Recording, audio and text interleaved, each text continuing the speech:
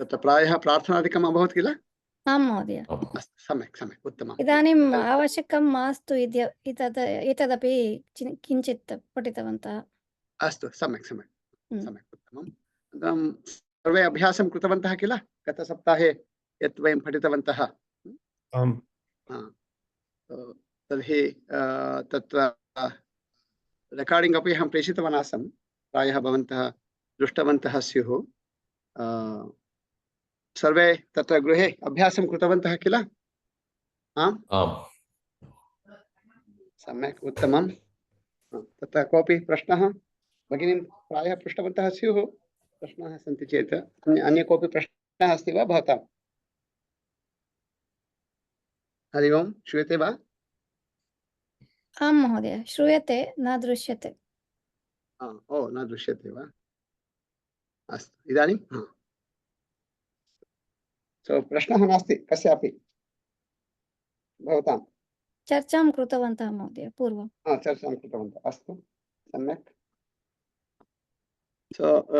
गतसप्ताहे वयं किं पठितवन्तः स्मरति वा भगिनी? किं तत्र पाठितं नूतनतया? आम्, आज्ञाप्रार्थनारूपाणि, संख्याः, समयः। संख्या समयः भवति किल? अस्तु, उत्तमम्, सम्यक्। तत्र संख्याः पठितवन्तः, अनन्तरं तत्र समयः कः इति।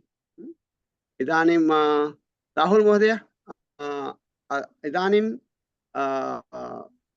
सरुटोगा नगरमिति अत्र क्यालिफोर्निया राज्ये सरुटोगा नगरे 6:30 तत्र कः समयः राहुल् महोदय?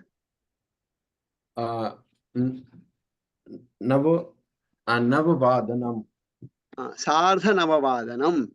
9:30 हाँ, तो तत्र प्रायः गतसप्ताहे न पठितं? न पठितं। ओ सत्यं, वयम् एकं द्वे तद् पठितवन्तः तत्र, परन्तु 1:00 2:00 तथा पठितवन्तः, परन्तु तत्र सार्धसपाद इत्यादिकं न पठितवन्तः। अस्तु, सम्यक्, उत्तमम्।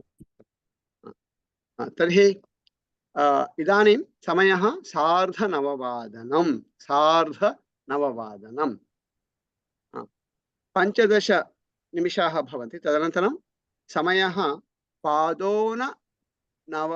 क्षम्यताम्, अत्र समयः 6:30, अनन्तरं 6:45, अनन्तरं समयः 7:00, समयः सपादसप्तवादनं,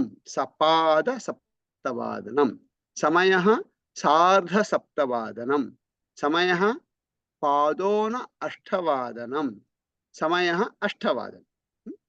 सो तत्र उदाहरणं 6:00, सपादषड्वादनं, सार्धषड्वादनं, 8:15, 7:00। 6:00, सपादषड्वादनं, सार्धषड्वादनं,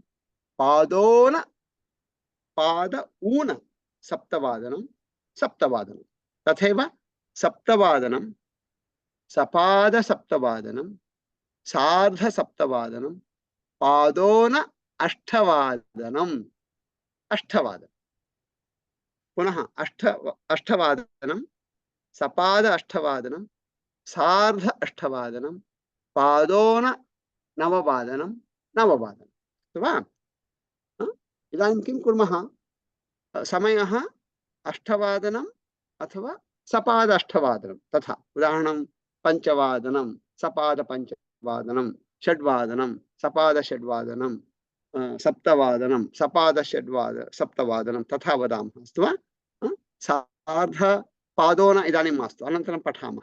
इदानीं प्रथम अभ्यासः, उदाहरणं समयः 5:00, समयः सपाद 5:00 तथा, अस्तु वा? सुमना भगिनी, समयः कः? 5:00, समयः 5:00, पुनः अहं द्विवारं पृच्छामि, समयः कः वदति? समयः 5:00। अनन्तरं पुनः पृच्छामि, समयः कः? तदा वदति समयः सपाद 5:00 तथा। द्विवारं प्रश्नः तथा द्विवारम् उत्तरं। सुमा भगिनी, समयः कः? समयः पञ्चवादनं। समयः कः? समयः सपादपञ्चवादनम्। अस्तु, इदानीं किञ्चित् तथैव कुर्मः, किञ्चित् भिन्नप्रकारेण कुर्मः। अहं पृच्छामि, भगिनी समयः कः? भवती वदति समयः पञ्चवादनं। भवती पृच्छति समयः कः? भवती पृच्छति, अहं वदामि समयः सपादपञ्चवादनम्। अस्तु वा? प्रश्नः, भवती उत्तरं वदति, भवती प्रश्नं पृच्छति, अहम् उत्तरं वदामि। अस्तु वा? भगिनी समयः कः? समयः पञ्चवादनं। समयः कः? समयः सपादपञ्चवादनं। तत्र कदाचित् भवति किल, गृहे वयं विशेषतया यदा शालां गच्छन्ति बालाः तेषां कृते तत्र वयं घट्यां किञ्चित् अधिकं स्थापयामः किल, पञ्चवादनं, परन्तु 5 मिनिट्स् 10 मिनिट्स् एक्स्ट्रा भवति किल, तथा। अस्तु वा? इदानीं पश्यतु, सुमना मम भगिनी इति चिन्तयतु, लघ्वी भगिनी। अहं वदामि, अहम् अनुजः इति चिन्तयतु, सा मम भगिनी इति, ज्येष्ठा भगिनी इति चिन्तयतु। अहं वदामि समयः, अहं वदामि पञ्चवादनं, न अहं वदामि समयः कः इति, सा वदति पञ्चवादनम् इति, सा वदति, अहं वदामि न न न सपादपञ्चवादनम् इति वदामि। अस्तु वा? तर्हि अहमेव ज्येष्ठः, सा एव कनिष्ठा। अस्तु, पुनः सुमना भगिनी समयः कः? समयः पञ्चवादनं। समयः कः? समयः सपादपञ्चवादनम्। अस्तु वा? राहुल महोदय, षड्वादनं। समयः कः? समयः षट्वादनं। समयः कः? समयः कः? समयः सपादषड्वादनं। जय, समयः कः? समयः सप्तवादनं। समयः कः? समयः सपाद सप्तवादनं। लक्ष्मी भगिनी, समयः कः? ओ लक्ष्मी भगिनी, अस्तु अस्तु, अहं तु लक्ष्मी इति उक्तवान्, चिन्ता नास्ति, चिन्ता नास्ति। लक्ष्मी भगिनी भवती एव पृच्छतु। समयः कः? राममहोदय उत्तरं। समयः 11:00 राममहोदय समयः? समयः कः? सपाद 11:00। समयः सपाद 11:00। पुनः वदतु। समयः 11 सपाद 11:00। सम्यक्, उत्तमं। लक्ष्मी भगिनी, अनन्तरं चारु भगिनी। लक्ष्मी भगिनी समयः कः? समयः कः? समयः 8:00। समयः कः? समयः सपाद 8:00। सम्यक्, उत्तमम्। अनन्तरं तत्र विशाल आर्य वा पुत्र्याः नाम किम्? अस्तु, विशाल संजीव। समयः कः? समयः 9:00। समयः कः? समयः सपाद 9:00। सम्यक्, उत्तमं। सुदर्शन वेंकट। समयः कः? समयः 6:00। समयः कः? समयः सपाद 6:00। काव्या अखिलेश्वरन। समयः कः? समयः 5:00। समयः कः? समयः 5:06। सपाद षड्वादनम्। अस्तु, पञ्चवादनं वदति सपाद पञ्चवादनं, षड्वादनम् इति वदति सपाद षड्वादनं। प्रिया भवानी। समयः कः? समयः 9:00। समयः कः? समयः सपाद 9:00। वाणी सुदीप। वाणी भगिनी। समयः कः? समयः 10:00। समयः कः? समयः सपाद 10:00। सम्यक्। भवानी साई शंकर। समयः कः? समयः 6:00। समयः कः? समयः सपाद 6:00। Bhairavi and Arya. So Vishal ji, help Arya. Sai Shankar, help Bhairavi. समयः कः? Say any time. समयः Say louder. समयः पञ्चवादनं सप्तवादनं सप्तवादनं समयः सपादषड्वादनम्। अस्तु चिन्ता मास्तु सम्यक् राज श्रेयस समयः कः श्रेयस सः मूकः अस्ति अद्य सत्यं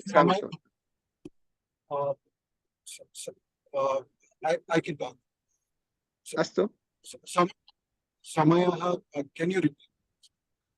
राजमहोदय समयः षड्वादनं सो श्रेयस भवान् पृच्छतु राज समयः सपाद षड्वादनं अनु संगीता अनु संगीता भगिनी अपि संगीता नास्ति वा अनु क्षम्यताम् अनु आनंद समयः कः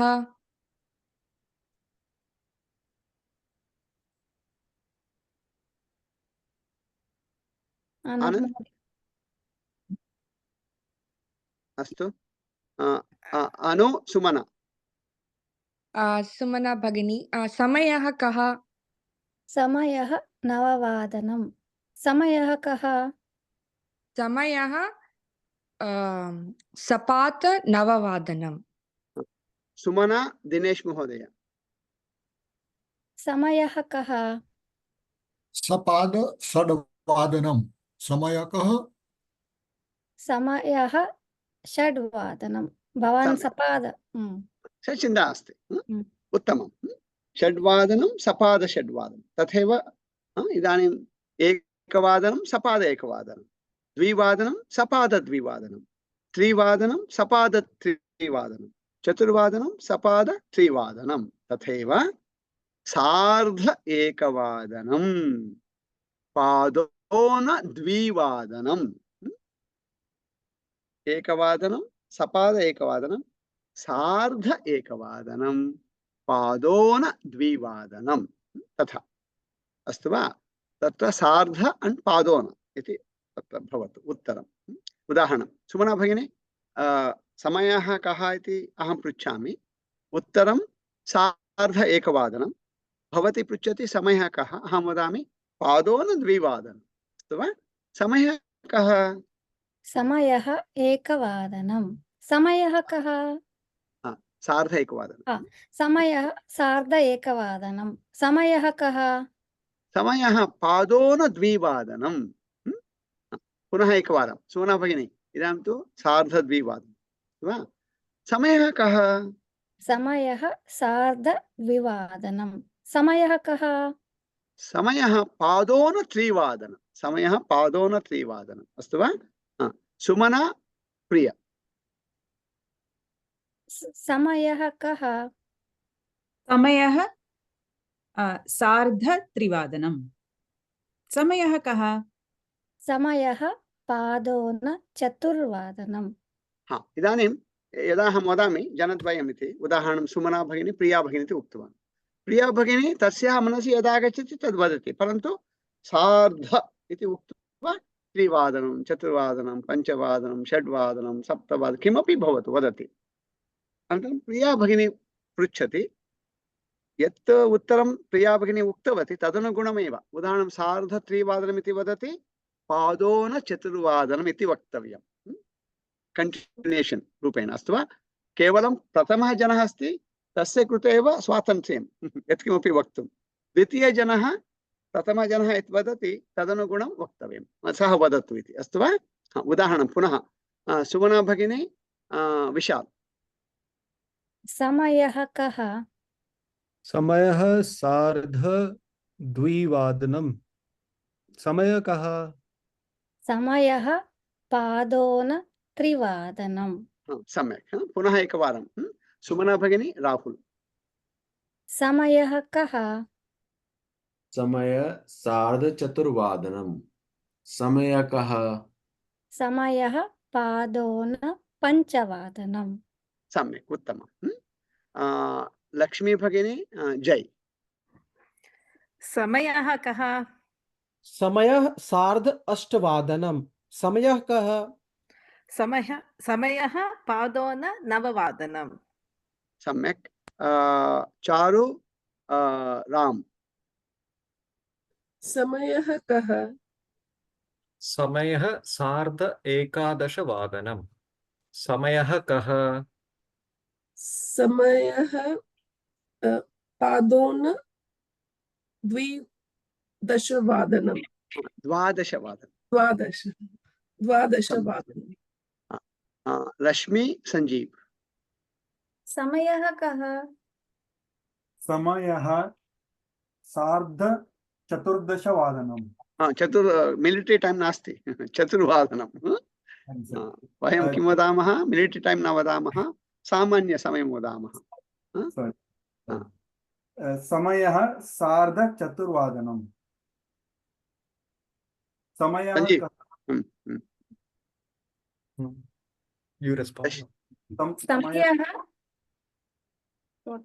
समयः पादोन पञ्चवादनम्। सम्यक्। सुदर्शन, वेंकट। समयः कः? समयः 7:30 समयः कः? समयः पादोन 8 काव्य, दिनेश।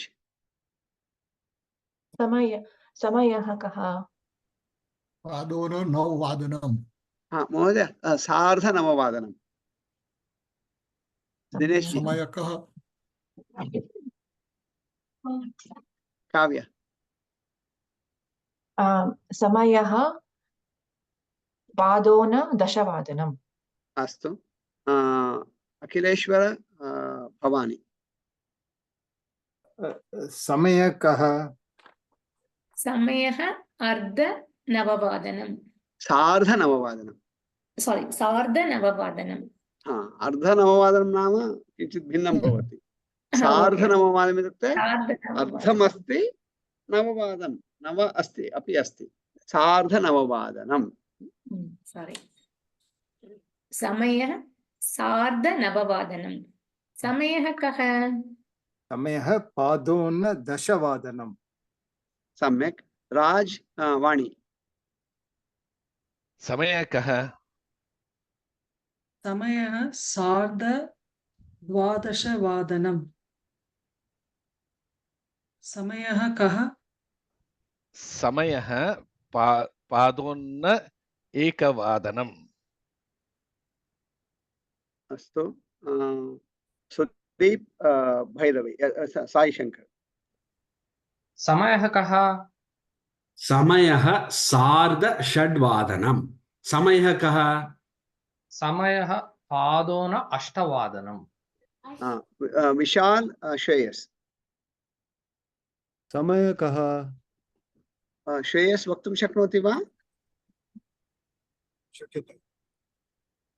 समयः 12:12 समयः सॉरी समयः कः? समयः पादोन 1 सम्यक्। अनु, आनंद। I don't think Anand can talk. He's driving. अस्तु, I अस्तु, can. तर्हि अस्तु, Yeah, अस्तु। Oh, you can? I Oh, can sorry. try. I Okay. can try. Yeah, go ahead. Please, Anup, go ahead. अनु, Okay. आनंद। अनु। समयः कः? समयः 5:05 समयः कः? समयः पादोन 6 सम्यक्, उत्तमम्। तत्र आर्य and Bhairavi. Vishal ji, you have to help, you have to hint her exactly. समयः कः? समयः कः? भैरवी। 6:30 सार्धषड्वादनम्। अस्तु। Say पादोन next one. Could you answer? समयः पादोन 7:00 no yes वादनम्। yes Wow, look at this, huh? So Vishalji was about to give wrong answer, but Arya corrected him and gave the correct answer. That is the beauty of children. They can absorb much better than adults. Uttama, high five, Vishalji. Sashankarji, high five. Uttamam. Punaha. Ekavadanam, sapada ekavadanam, sardha ekavadanam, padona dvivadanam, dvivadanam. Sapada dvivadanam, sardha dvivadanam, padona trivadanam, trivadanam. Sapada trivadanam, sardha trivadanam, padona chaturvadanam, chaturvadanam. Sapada chaturvadanam, sardha chaturvadanam, padona panchavadanam, panchavadanam. So evam bhavantah अस्मिन् सप्ताहे अभ्यासं कुर्वन्तु.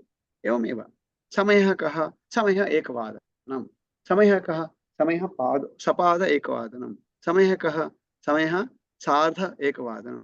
समयः कः? समयः पादोन द्विवादनं. समयः कः? समयः द्विवादनं. समयः कः? समयः सपाद द्विवादनं. तथा एकवादनं ततः आरभ्य एकवादनं पर्यन्तं 24 hours cycle इति वदामः किल, तथा तत्र अभ्यासं कुर्वन्तु. इत्युक्ते तत्र आहत्य कति प्रश्नाः भवन्ति? कति प्रश्नाः भवन्ति? तत्र 1 to 12 अस्ति. सो तत्र एकवादनं, सपाद एकवादनं, सार्ध एकवादनं, पादोन द्विवादनं. प्रतिघण्टं तत्र एवं 4 उत्तराणि भवन्ति. तत्र 12 सन्ति. सो 12 times 4 किं? 48. अष्टचत्वारिंशत् प्लस 1. किमर्थम्? We have to come back to 1 o'clock पुनः. सो तत्र 49 उत्तराणि, 49 प्रश्नाः. समयः कः? समयः कः इति. सो 49 + 49 98. 98. अस्तु वा? तो एवम् अस्मिन् सप्ताहे प्रथमः गृहपाठः. अस्तु वा? सर्वे तत्र बहु सुलभम्. एतन्निमित्तं तत्र you don't need a desk, you don't need a computer, you don't need a phone, you don't need anything. तत्र यत्र कुत्रापि यदा स्नानं कुर्वन्ति किल, स्नानसमये कुर्वन्तु. समयः कः? समयः एकवादनं. समयः कः? समयः सपाद एकवादनं. समयः कः? समयः सार्ध एकवादनं. तथा कुर्वन्ति वा? आम् अस्तु. समयः कैलिफोर्निया मध्ये 10:07 10:07 6:50 इदानीम् अत्र 10:07 6:53 अस्ति. 7:07 7:07 न्यूयार्क नगरे समयः 7:10 सुमना भगिनी, समयः कः न्यूयार्क नगरे? समयः 7:10 साई शंकर महोदय, भवान् कुत्र अस्ति? सियाटल अस्तु, समानं. वेंकट, भवान् कुत्र अस्ति? कैलिफोर्निया. अयो, भवानपि अत्र. अखिलेश्वर महोदय कुत्र अस्ति? अखिलेश्वर जी कैलिफोर्निया. अस्तु. तर्हि तत्र भारते कैलिफोर्निया आगच्छति. भवान् भारते अस्ति वा भवान् इदानीं? कः भारते अस्ति? अस्तु. तत्र आस्ट्रेलिया जनः कः अत्र? अनु, समयः कः?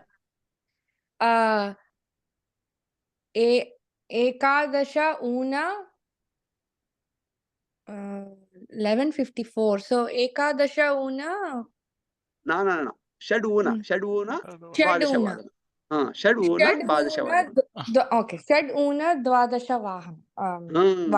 वादनं. अनु भगिनी तत्र कुत्र अस्ति? सिड्नी वा कैनबरा वा? सिड्नी. सिड्नी नगरे अस्ति आस्ट्रेलिया. तत्र इदानीं शनिवासरः नास्ति, भानुवासरः. तत्र प्रभाते भानुवासरे प्रभाते तत्र 5:05 अभवत्. इदानीं 5:12. Okay. So अत्र 5:12 अस्ति। सम्यक्, उत्तमम् उत्तमम् उत्तमम्। शिकागो नगरे इदानीं 5:09 डेन्वर् नगरे 5:08 कैलिफोर्निया नगरे राज्ये 5:07 अलास्का राज्ये इदानीं 5 तत्र किं 1 hour माइनस् वा 2 hours वा अलास्का मध्ये -1 प्रायः इदानीं 5:06 हवाई मध्ये प्रायः 5:04 5 तथैव 5+7 अनन्तरं 5 निमिषाः भवन्ति 5+7 अधिक ऊन अस्तु वा इदानीं तत्र किमपि वदामः तत्र 15 अथवा 20 15 भवति चेत् सपाद इति वदामः 30 भवति चेत् सार्ध इति वदामः तत्र 45 भवति चेत् पादोन इति वदामः परन्तु मध्ये यत्किमपि भवति तत्र अधिक अथवा ऊन इति वदामः उदाहरणं 725 इति चिन्तयामः तत्र किं वदामः 25 ऊन क्षम्यतां 25 अधिक 7 25 अधिक 8 25 अधिक 9 25 अधिक 10 तथा वदामः अस्तु वा उदाहरणं तत्र 11:40 इति वदामः 11:40 भवति तदा किं वदामः 20 ऊन 12 अथवा 40 अधिक 11 द्वयमपि 11:40 अथवा 20 till द्वयमपि तत्र भवति अस्तु वा तदा सः अभ्यासः इदानीं भवतु राहुल महोदय सुमना भगिनी किमपि वदतु समयः कः समयः 20:01 सुमना राहुल समयः कः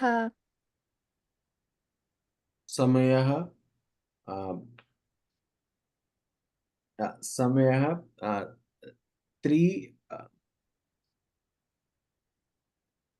3:10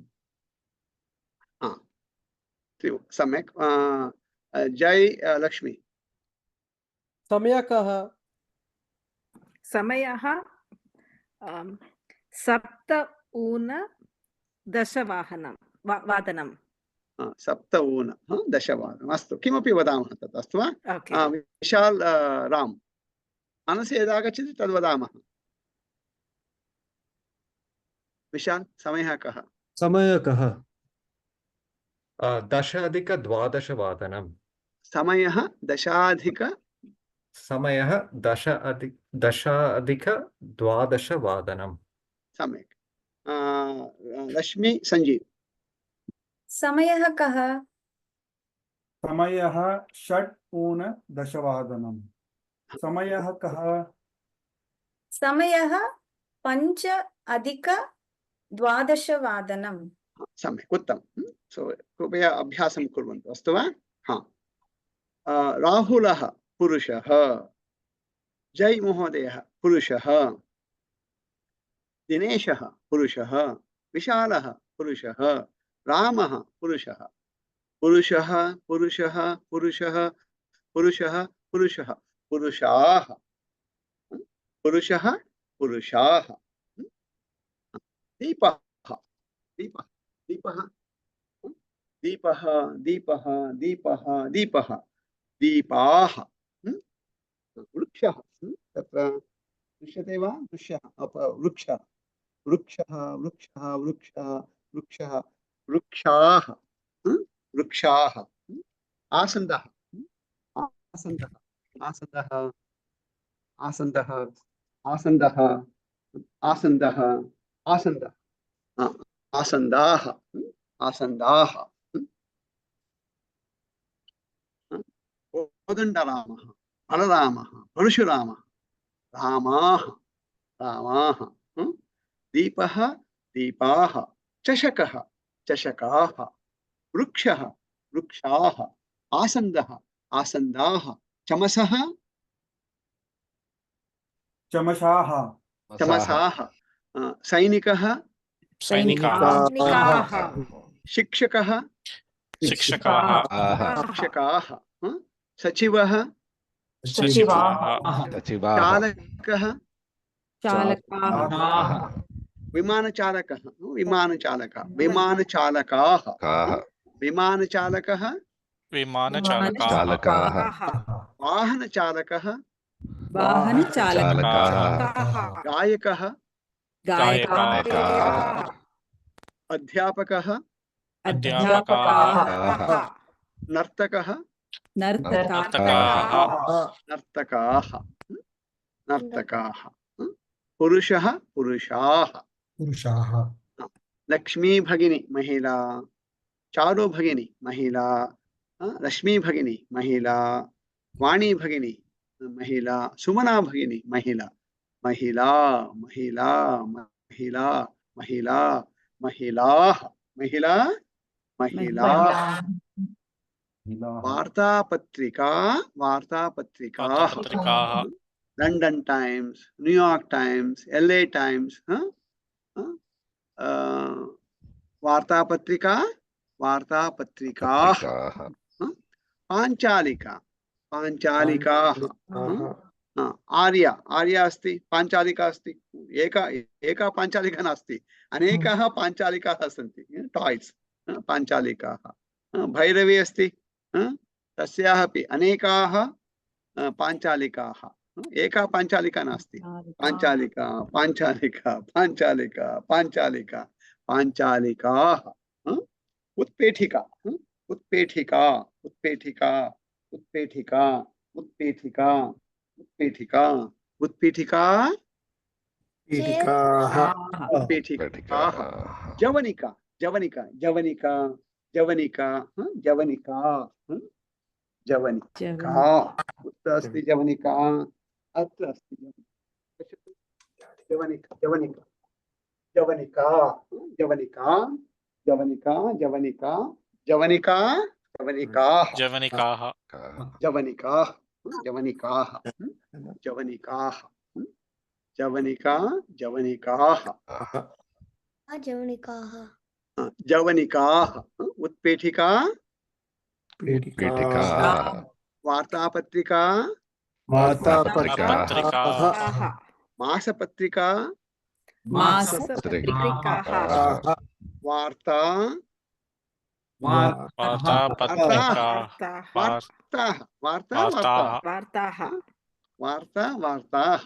वार्ता वार्ताः तथैव लेखनी लेखन्यः लेखनी लेखन्यः घटी घट्यः घट्याः न घट्यः घट्यः अंकनी अंकन्यः नदी नद्यः नद्यः प्रयागः प्रयागे गंगा नदी यमुना नदी सरस्वती नदी नदी नद्यः नदी नद्यः नद्याः न नद्यः नद्याः इति भिन्नं रूपं नदी अस्ति नद्याः नाम गंगा नदी नदी नदी नदी नद्यः नद्यः नद्यः घटी घट्यः कूपी कूप्यः कूप्यः कूप्यः कूप्यः लेखनी अंकनी अंकन्यः मार्जनी मार्जनी मार्जनी अत्र पश्यतु मार्जनी मार्जनी मार्जनी मार्जनी मार्जनी मार्जनी मार्जनी मार्जनी मार्जन्यः मार्जन्यः मार्जनी मार्जन्यः सम्मार्जनी सम्मार्जनी सम्मार्जन्यः सम्मार्जनी सम्मार्जन्यः सम्मार्जन्यः हाँ उपनेत्रम् उपनेत्राणि उपनेत्रम् उपनेत्राणि संगणकं संगणकानि संगणकं संगणकानि द्वारं द्वाराणि वातायनं वातायनानि वाहनं वाहनानि वाहनानि पुष्पं पुष्पाणि पुष्पाणि पत्रं पत्राणि पत्राणि कन्दुकं कन्दुकानि स्वेदकं स्वेदकं श्वेतकानि स्वेदकानि स्वेदकानि स्वेदकानि श्वेतकानि पुनः पुरुषः पुरुषाः रामः रामाः महिला महिलाः सीता सीताः जानकी जानक्यः जानक्यः जानकी जानक्यः नदी नद्यः घटी घट्यः लेखनी लेखन्यः वाहनं वाहनानि मित्रं मित्राणि राहुलः मम मित्रं जयः मम मित्रं दिनेशः मम मित्रं मम मित्राणि मम मित्राणि मम मित्राणि पुनः रामः रामाः सीता सीताः जानकी जानक्यः वाहनं वाहनानि एकवचनं बहुवचनं अस्तु वा राहुलः तत्र पुरुषाः एकं द्वे त्रीणि चत्वारि पञ्च षट् सप्त अष्ट नव दश एकादश द्वादश त्रयोदश चतुर्दश पञ्चदश षोडश षोडश पुरुषाः सन्ति कति पुरुषाः सन्ति षोडश पुरुषाः सन्ति कति इति प्रश्नः कति सन्ति कति पुरुषाः सन्ति षोडश पुरुषाः सन्ति कति महिलाः सन्ति एकं द्वे त्रीणि चत्वारि पञ्च षड् सप्त अष्ट नव दश एकादश एकादश महिलाः सन्ति भैरवी अपि महिला अनन्तरं आर्या अपि महिला एकादश महिलाः सन्ति एकादश महिलाः सन्ति एकादश महिलाः सन्ति कति महिलाः सन्ति एकादश महिलाः सन्ति कति आसन्दाः सन्ति 10 आसन्दाः सन्ति कति द्वाराणि सन्ति 5 द्वाराणि सन्ति कति द्वाराणि सन्ति 5 द्वाराणि सन्ति कति वृक्षाः सन्ति 10 वृक्षाः सन्ति 10 वृक्षाः सन्ति आर्य कः प्रश्नः आर्य प्रश्नः अस्ति वा प्रश्नः अस्ति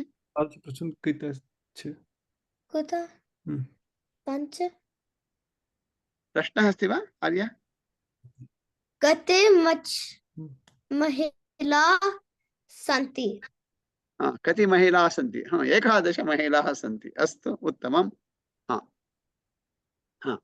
कति उपनेत्राणि सन्ति एकं द्वे त्रीणि चत्वारि पञ्च षट् सप्त अष्ट नव दश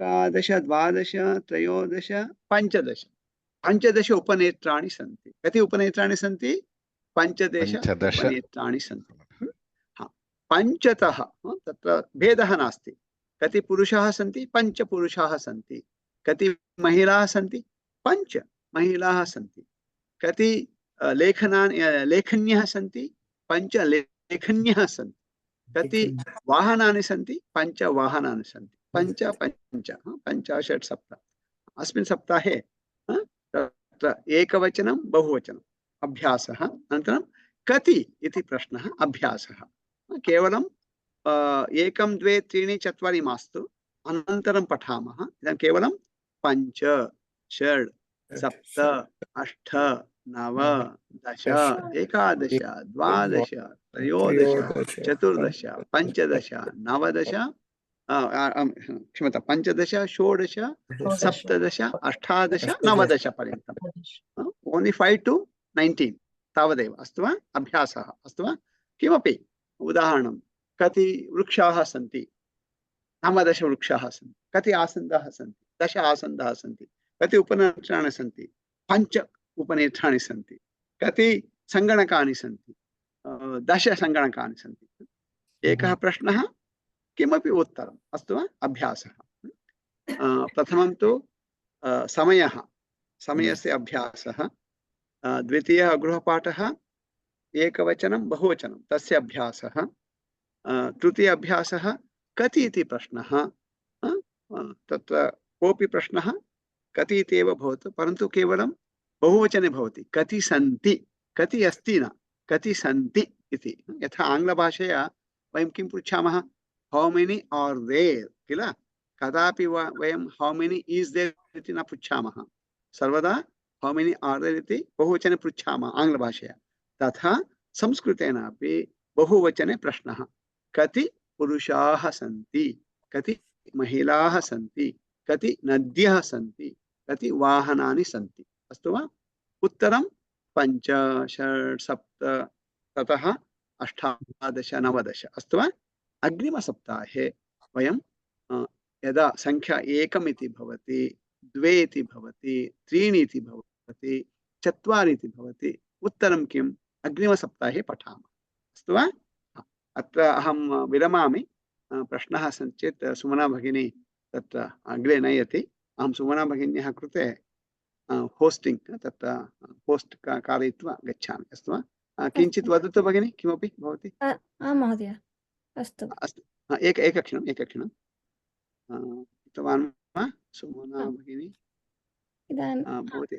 भवती होस्ट् अस्ति अस्तु तर्हि भवती अग्रे कर्तुं शक्नुवन्ति अहम् इदानीं विरमामि अस्तु वा अत्र कावेरी संस्कृतशिबिरं प्रवर्तते 150 so it's in the particularly for people who are in the California you could have come here it's in Saratoga right here 10 miles away from Silicon Valley San Jose center actually but it's a mountain in the Saratoga mountains you can see all over the place redwoods and other things beautiful place nice weather also बहु सम्यक् अस्ति अग्रिम वर्षे आगच्छन्तु अस्तु वा प्रतिवर्षं अत्र मेमोरियल् डे वीकेंड मध्ये भवति during the Memorial Day weekend Kaveri Sanskrit शिबिरम and people who are in California will be doing in southern California one more shibiram during the Labor Day that is August 31st to September 2nd Narmada Samskrita Shibiram iti tatra agachantu and then those people in Seattle somebody said Seattle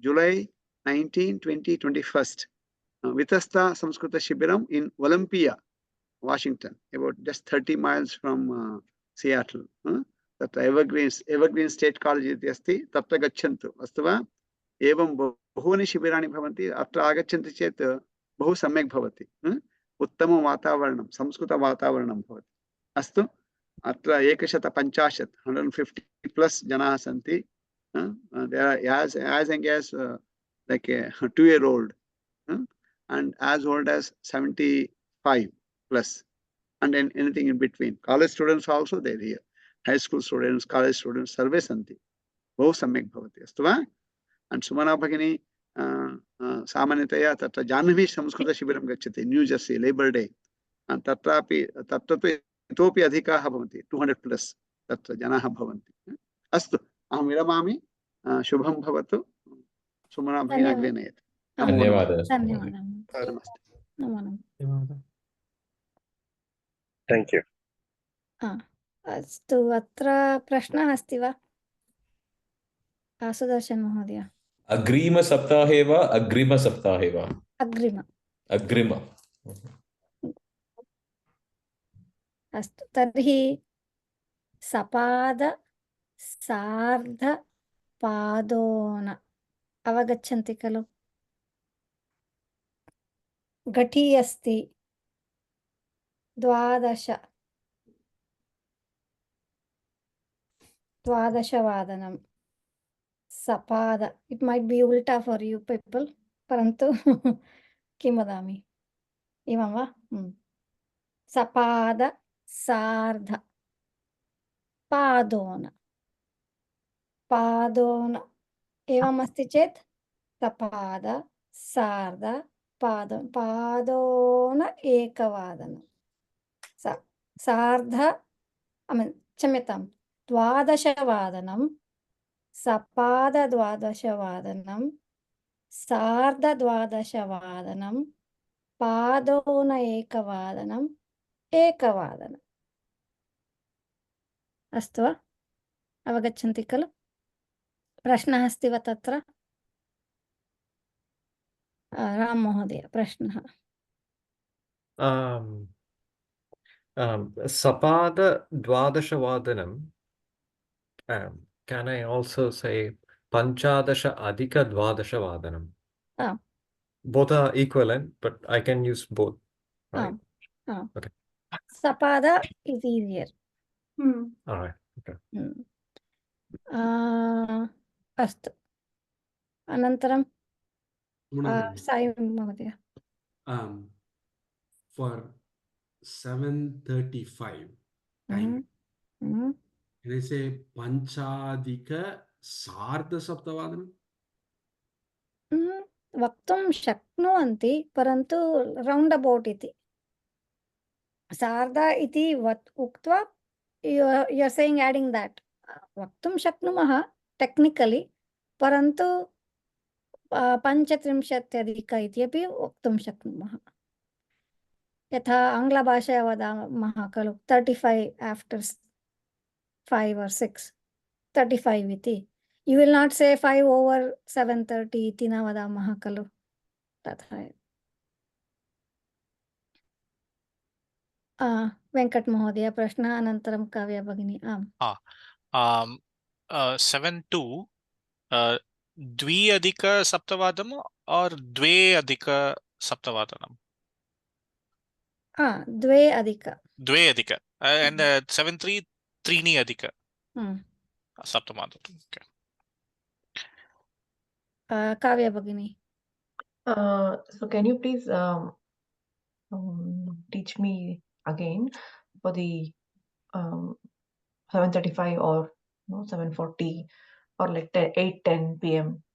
My internet got disconnected and I couldn't listen to what Govind Mahadaya explained. Adhika una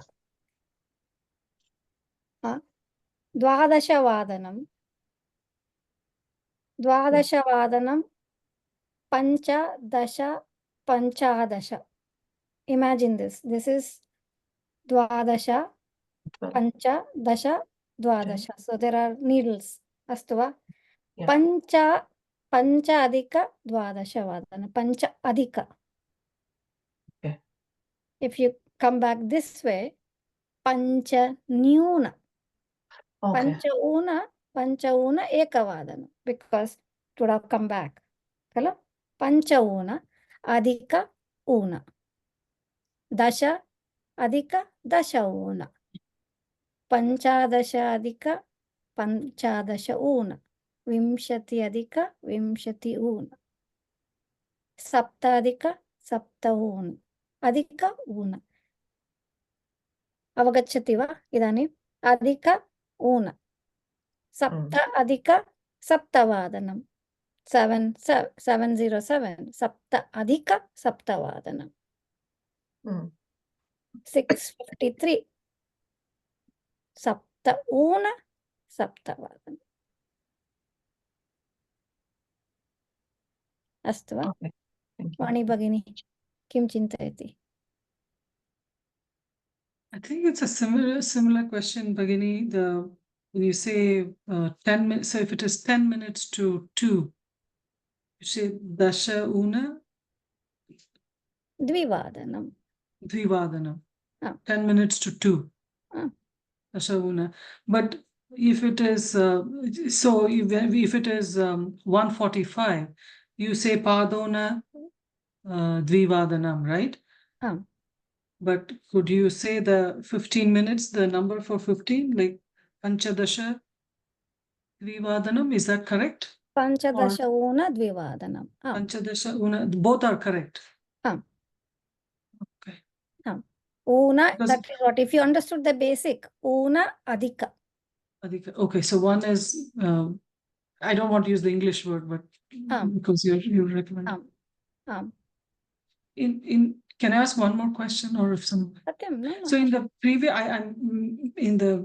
previous class, I watched the video. I was unwell. I couldn't join the Ekadasha, Dwadasha. What is the is it counting in tens or what is that? Dasha. It's 10. Dasha plus 1. Okay. Ekadasha. Dasha plus Dve. Oh, yes. I'm sorry. Yes, Dvadasha. yeah. त्रयोदश. Ah. Okay, so it's just the post 10. Ah. Got it. Priya Sorry, I answered it. Chinta nasti. Just adding to what Vani was asking. So 740 would be Chatvarimsat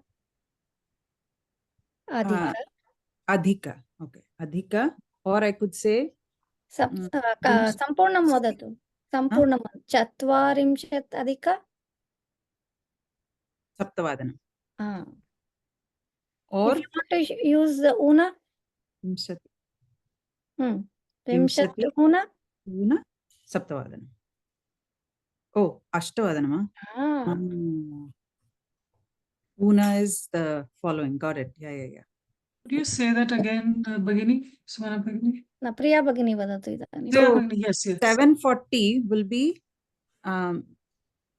Chatvarimshat, which is 40. Chatvarimshat Adhika Saptavadanam. Saptavadanam. Or Vimsati Una Ashtavadanam. Ashtavadanam. Yeah. Okay. So it's the same concept. You're closer to 8. So it's easier to do the una versus the other one.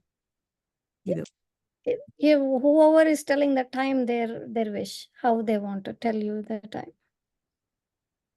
Astava. Anantaram tatra sapada. There is a word for it. Tadarthameva sapada sarda padona adhika una sankhya ekam dve trini chatvari pancha shat sapta. Once we know the sankyaha, then you will be able to say adhika una. So Sumana Bhagini, it's when you said that you create patterns, right? So it's the, in this case, it's just an additive pattern of adhika una with the respective sankhya, the number, correct? Satyam. You might hear a slight variation of how we are saying it. Don't worry about it. You understand the concept. Then how you join the two words una with this and that, some process will, sandhi will happen, then some other sound will come. But chinta nasti. Astu va idanim adhika una. Anantaram ekavachanam bahuvachanam tadapi patitavanta. Ekavachanam. I have a question. So is it called una or nuna? Because in Devanagari we write nuna. Tadapi samichinam eva. There is a process why una becomes nuna, all that. Chinta mastu. We can use nuna also. Idanim una iti, we learnt it in the class. Idanim una iti, we'll keep it as una. Astu. Anantaram ekavachanam bahuvachanam. Ekavachanam ityukte kim ekameva asti. Ekah purushah ekavachanam ekah eva asti. Ramah eva asti. Ramah, Lakshmanah, Bharatah, Shatrugnah, Purushah. Purushah. Purushah, Ramah, Purushottamah, Purushah. Purushah. Purushah, Purushah. Balakah, Balakah. Vrukshah, Vrukshah. Idanim Siyutah. Yutaha. Yutaha. Chashakah. Chashakaha. Chamasah. Chamasaha. Asandah. Asandaha. Devalayah. Devalayah. Anantaram something that we are familiar with. Anantaram kimasti ghataha. Ghatya. Ghataha. Gopika ghataha. Ghati is different from ghataha. Ghataha is ghataha. Ghataha. Ghataha. Ghataha. घटः घटकः घटाः घटाः अस्तु वा? घटाः हा। मेघः मेघः मेघाः अस्तु वा? मेघः मेघाः मेघः खगः खगाः खगः काकः काकाः अनन्तरं महिला महिलाः महिलाः मापिका मापिकाः मापिका मापिका मापिकाः माला मालाः मालाः मालाः earlier we discussed we will be going with this pattern. Pullinga padani, strilinga a padani, strilinga e padani, napumsaka padani. We will always cover these 4 categories. Pattern. Tarhi पुरुषः रामः वृक्षः स्यूतः आसन्दः मेघः, all one category. माला सीता मापिका अनन्तरं किम् आकार आपदानि जवनिका जवनिका पाञ्चालिका पाञ्चालिका they all become आह आह आह बहुवचने. अनन्तरं we have to pay attention to ucharanam. Sanskritam is, that is why it is very important. Every little difference will have a different meaning. Tadathameva. Now e iti pada ghati ghati tight ghatyah tight bahuvachanam. If you by mistake say ghatyah, the meaning changes. Ghatyah ghatyah is bahuvachanam. Ghatyah. Anantaram Janaki Janakyah. Ankani Ankanyah.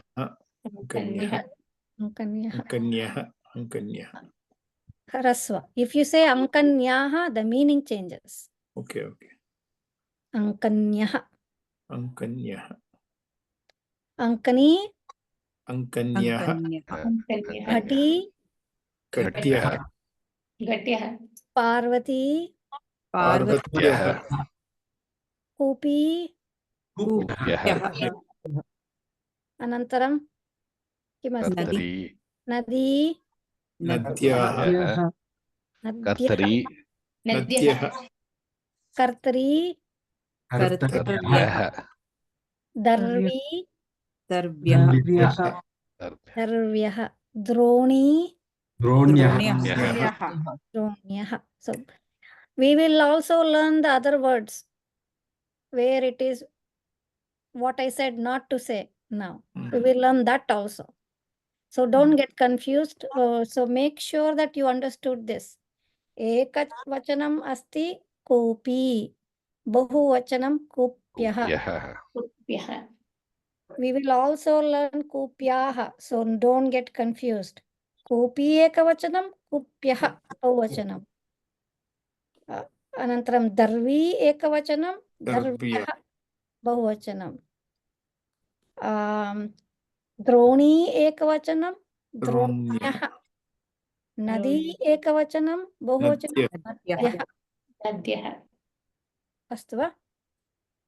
Anantaram napumsakapadani sulabani eva. Pushpam, pushpani. Phalam, phalani. Chatram, chatrani. Pustakam, पुस्तकानि उपनेत्रम् उपनेत्राणि छत्रम् छत्राणि पादत्राणम् पादत्राणि पादत्राणानि. पादत्राणि You are keeping the padatranam पादत्राणानि Shirastranam. शिरस्त्राणानि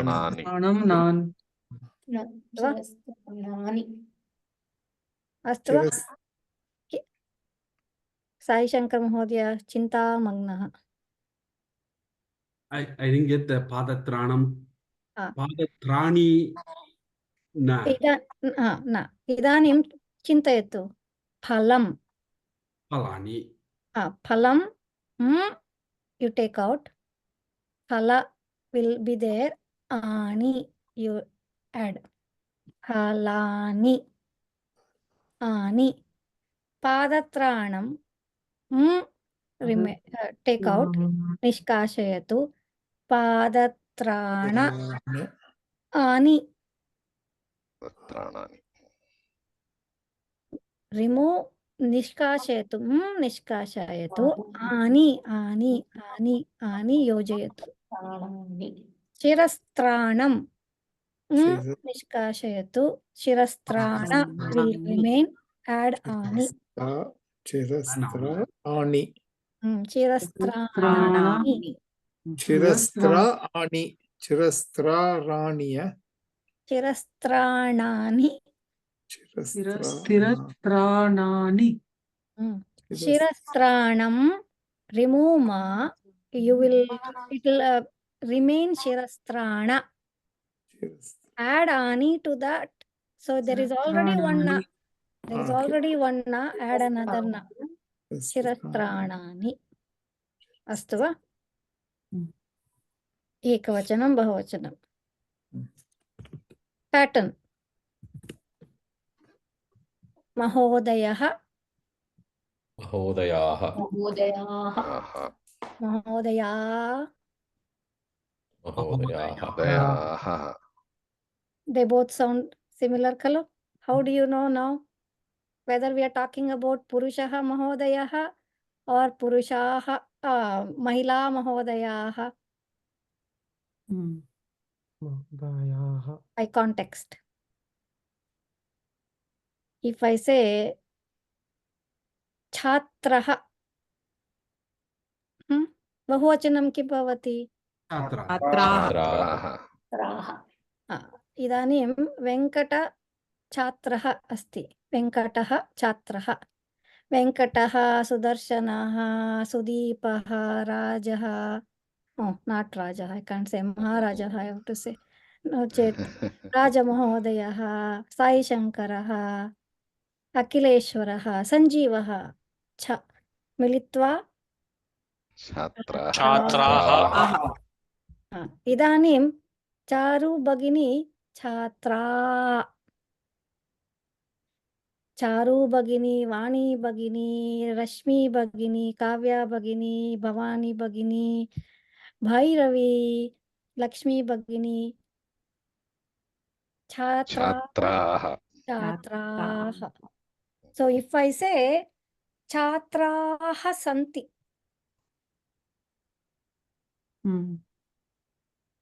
It can mean either. Or it can be a mix. Yadi varge Chhatraha Santi, if I say, it does not mean exclusively Mahilaha Santi or Purushaha Santi. It could be or it may not be. Astu va? Contextually, Chhatraha, Chhatraha. Parantu Balakaha. Balika. If you want to mention difference, Balakaha, Balika, Balika, Balakaha, Balika, Balakaha, Balikaha. Vaidyaha. Vaidya. वैद्याः गायकः गायकाः गायिका गायिकाः गायिकाः यथा बालिका गायिका लेखकः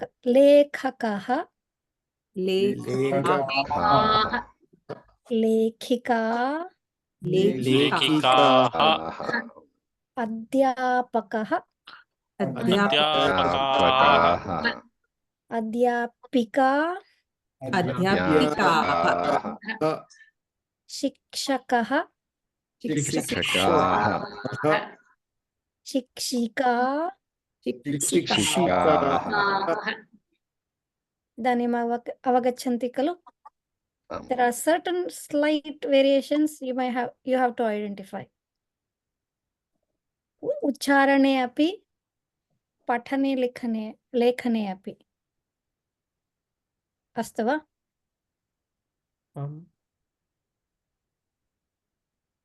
I see serious faces. किम् अभवत्?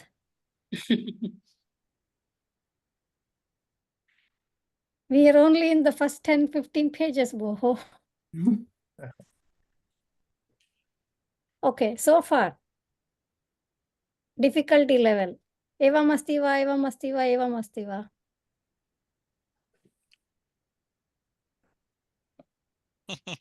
This is high difficulty, is it? High. It is easy.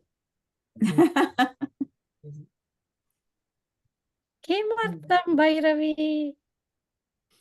50%. She's not giving it.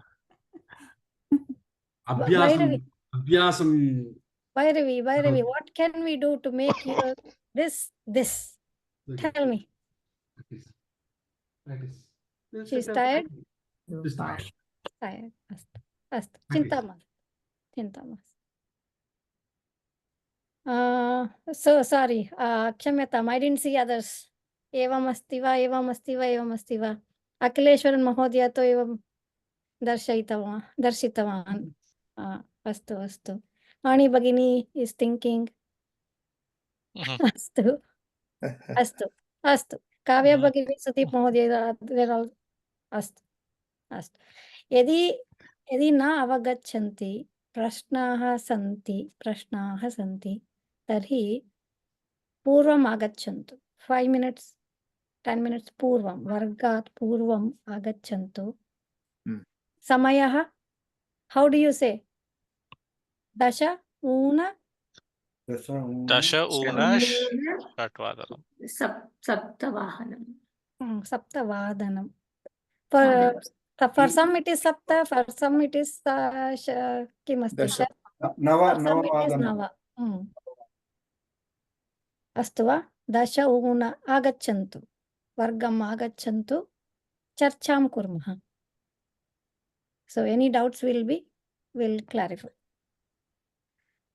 Anantaram tishtantu. If you want, you can stay after the class also. Charcham kurmaha. Astu va? Kati. Anantaram kati iti prashne sati sarvada bahuvachanam. Never kati asti. X. Kati santi eva. Even uttaram ekavachane bhavatu. Ekaha. Kati purushaha santi tatra. Even though the uttaram is ekaha purushaha asti, then also prashnaha kati purushaha santi. If the answer is ekaha, it's ekaha asti or ekaha santi? Asti. Ekaha asti. Prashna. Kati iti prashne sati sarvada kati santi. Kati pustakani santi. Whatever might be the answer. Kati pustakani santi. Kati purushaha santi. Kati vrikshaha santi. Kati mahilaha santi. Eka vrikshaha asti. Whatever might be the answer. Vidrukshaha asti. Now we will learn eka, dve, trini, tateva, महोदयः उक्तवान् खलु. Let's not talk about एकं द्वे त्रीणि चत्वारि पञ्च onwards. पञ्चवृक्षाः सन्ति. आम्, पञ्चवृक्षाः सन्ति. कति सन्ति इत्येव प्रश्नः. Watt ever might be the answer, कति सन्ति. प्रश्नः तु कति सन्ति. Watt ever might be the answer, प्रश्नः कः समयः. अस्तु वा? You cannot ask किं समयम् or किं समयः, nothing like that. किं वादनं, no किं वादनं. कः समयः. कति सन्ति. अस्तु वा? अभ्यासं कुर्वन्तु. अनन्तरम् अग्रिमे सप्ताहे पुनः स्मरणं कुर्मः. स्थापयिष्यामि क्विज़्, पुनः आडियो क्विज़् स्थापयिष्यामि, पुनः कुर्मः. अस्तु वा? शान्तिमन्त्रं वदामः. अस्तु, का वदति शान्तिमन्त्रं?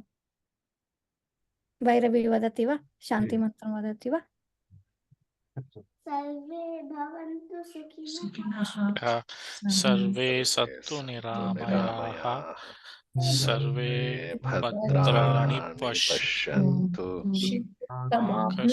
कश्चित् दुःखभाग् भवेत्. ॐ शान्ति शान्ति शान्तिः. हरि ओम. श्री गुरुभ्यो नमः.